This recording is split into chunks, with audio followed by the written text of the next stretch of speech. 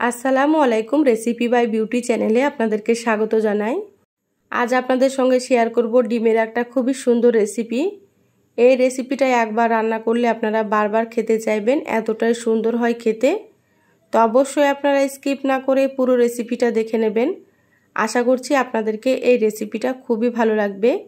এই রেসিপিটা মাছ মাংসের স্বাদকেও কিন্তু হার মানাবে। তো চলুন কথা না বাড়িয়ে রেসিপিটা শুরু করি। এখানে দেখুন আমি একটা টিফিন কৌটো নিয়েছি। এবার আমি এখানে দিয়ে দিচ্ছি 1 চামচ সরষের তেল। এবার তেলটা আমি ব্রাশ করে নিচ্ছি। এইভাবে সুন্দর করে তেলটাকে লাগিয়ে নিতে হবে টিফিন কৌটোতে। খুব সুন্দর করে তেল ব্রাশ করে নিয়েছি। এবার আমি এখানে ডিম ভেঙে নিচ্ছি। তো এখানে আমি একে একে 4টে ডিম ভেঙে নেব। তো এখানে আমি 4টে ডিম দিয়ে রেসিপিটা তৈরি করব। আপনারা চাইলে ডিমের পরিমাণ বাড়িয়ে বা কমিয়ে নিতে পারেন, যার যতটা প্রয়োজন হবে। এবার আমি এখানে দিয়ে দিচ্ছি অল্প একটু পেঁয়াজ কুচি। এখানে আমি পেঁয়াজের পরিমাণ খুব বেশি দেব না, অল্প পরিমাণে দিয়ে দিচ্ছি। আর এখানে দিয়ে দিচ্ছি 4-5টা মতো কাঁচা পাকা মরিচ। তো ঝাল বুঝে আপনারা কাঁচা মরিচ দিয়ে দেবেন। দিয়ে দিলাম স্বাদ মতো লবণ। এবার ডিমগুলো খুব ভালোভাবে ফেটিয়ে নেব। খুব সুন্দর করে ফেটিয়ে নিতে হবে যাতে করে লবণটা খুব ভালো মতো মিশে যায়।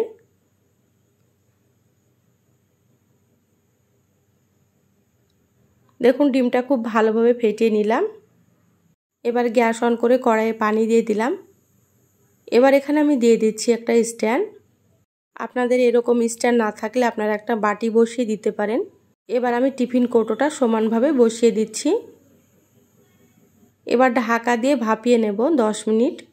তো 10 মিনিট পর ফিরে আসছি। দেখুন 10 মিনিট পর ঢাকাটা খুলে নিচ্ছি। এবার দেখে নেব ডিমটা ভাপানো হয়েছে কি। দেখুন সুন্দর মতো ভাপানো হয়ে গিয়েছে। দেখুন ছুরিতে লেগে যাচ্ছে না। তো এইভাবে করে আপনারা ভাপিয়ে নেবেন। টিফিন কৌটোটা নামিয়ে নিলাম পুরোপুরি ঠান্ডা করে, তারপর আপনাদেরকে দেখাচ্ছি। কড়াইটা পরিষ্কার করে আবারও গ্যাসে দিয়ে দিলাম এখানে 2 টেবিল চামচ সরষের তেল। তা আপনারা চাইলে সাদা তেল দিয়েও রান্না করতে পারেন। এখানে আমি বড় সাইজের 2টো আলু কেটে নিয়েছি ডুমো ডুমো করে। এবার আমি দিয়ে দিচ্ছি 1/2 চা চামচ লবণ, দিয়ে দিচ্ছি 1/2 চা চামচ হলুদ গুঁড়ো। তো এখানে আমি আলু দিয়ে রান্না করব, আপনারা চাইলে আলু ছাড়াও কিন্তু রান্না করতে পারেন। গ্যাসের আঁচ বাড়িয়ে আলুগুলো লালচে কালার করে ভেজে নিচ্ছি। তো যারা ভিডিওটি ইউটিউব থেকে দেখছেন প্লিজ চ্যানেলটা সাবস্ক্রাইব করে চ্যানেলের সাথেই থাকবেন, বেল বাটন অন করে রাখবেন, তাতে করে আমি যখনই ভিডিও আপলোড করব আপনারা সবার আগে নোটিফিকেশান পেয়ে যাবেন। যারা ফেসবুক পেজ থেকে ভিডিওটি দেখছেন প্লিজ একটা লাইক দিয়ে পেজটা ফলো করে রাখবেন। আলুগুলো ভাজা হতে থাক। এদিকে দেখুন ডিমটা খুব ভালো মতো ঠান্ডা হয়ে গিয়েছে। এবার একটা ছুরি দিয়ে এইভাবে করে সাইডটা ছাড়িয়ে নিচ্ছি। এইভাবে একটু ছুরি দিয়ে ছাড়িয়ে নেবেন সাইডটা, তাহলে সুন্দর মতো ডিমটা উঠে আসবে।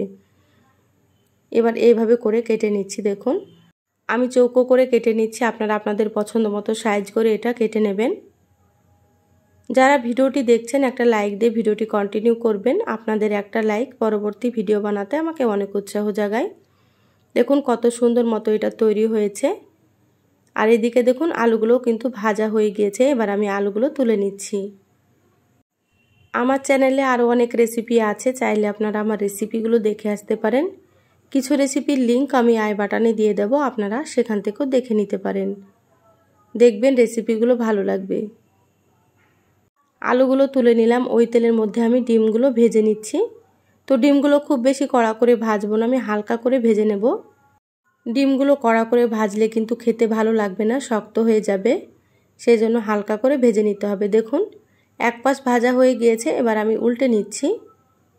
ডিমগুলো আমি মিডিয়াম আঁচে 1 মিনিট মতো ভেজে নেব উল্টে পাল্টে, তাহলে হয়ে যাবে।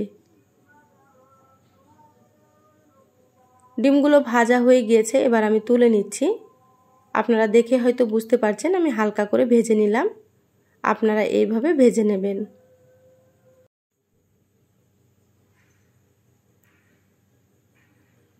দেখুন সম্পূর্ণ ডিমগুলো আমি তুলে নিলাম।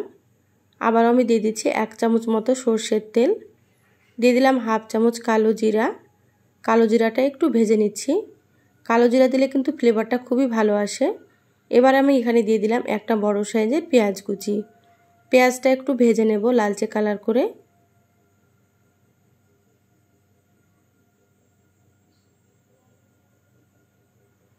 দেখুন পেঁয়াজ ভাজা হয়ে গিয়েছে। এবার আমি এখানে দিয়ে দিচ্ছি একটা টমেটো কুচি, দিয়ে দিচ্ছি হাফ চা চামচ আদা বাটা, আর হাফ চা চামচ দিয়ে দিচ্ছি এখানে রসুন বাটা। স্বাদ মতো দিয়ে দিলাম লবণ। তো লবণটা এখানে বুঝেই ব্যবহার করতে হবে, কারণ প্রথমে ডিমে এবং আলুতে আমি লবণ দিয়েছিলাম, তো সেটা বুঝে আমি দিয়ে দিলাম। এবার নেড়েচেড়ে ভেজে নিচ্ছি। আদা রসুনের কাঁচা গন্ধ চলে যাওয়া পর্যন্ত একটু সময় নিয়ে ভেজে নিতে হবে। দেখুন আদা রসুন ভেজে নেওয়া হয়ে গিয়েছে। এবার আমি দিয়ে দিচ্ছি হাফ চা চামচ ধনিয়া গুঁড়ো, হাফ চা চামচ দিয়ে দিলাম লাল মরিচের গুঁড়ো। তো ঝাল বুঝে আপনারা এখানে মরিচ গুঁড়ো ব্যবহার করবেন।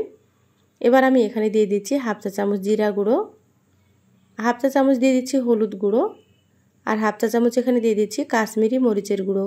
কাশ্মীরি মরিচের গুঁড়োতে ঝাল হবে না, আমি কালারের জন্য দিয়ে দিলাম, আপনারা চাইলে স্কিপ করতে পারেন। এবার সামান্য পরিমাণে একটু পানি দিয়ে দিলাম। পানি অবশ্যই এখানে একটু দিতে হবে, না হলে শুকনো মশলাগুলো পুড়ে যাবে। গ্যাসের আঁচ মিডিয়ামে রেখে সময় নিয়ে একটু মশলাটা খুব ভালোভাবে কষিয়ে নিতে হবে।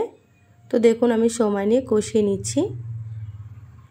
মশলা যত ভালোভাবে কষানো হবে রান্নাটা কিন্তু ততই বেশি ভালো লাগবে খেতে।